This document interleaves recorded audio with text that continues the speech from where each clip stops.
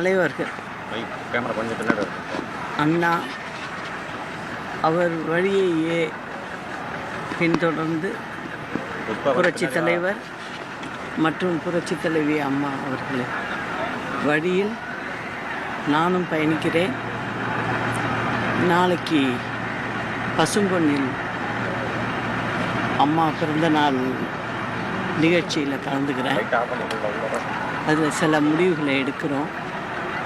அதற்கு முன் எங்கள் தலைவர்கள்ட்ட ஆசீர்வாதம் வாங்க வேண்டும் என்று இன்று வந்து அவர்களிடம் சொல்லி வேண்டிவிட்டு புறப்படுகிறேன். ஏற்கனவே ஆதரவாளர்களே விருப்ப மனுக்களை பெற்றிருந்தீங்க. பலரும் தேர்தலை போட்டியிட விருப்பம் தெரிவிச்சிருக்கிறாங்க.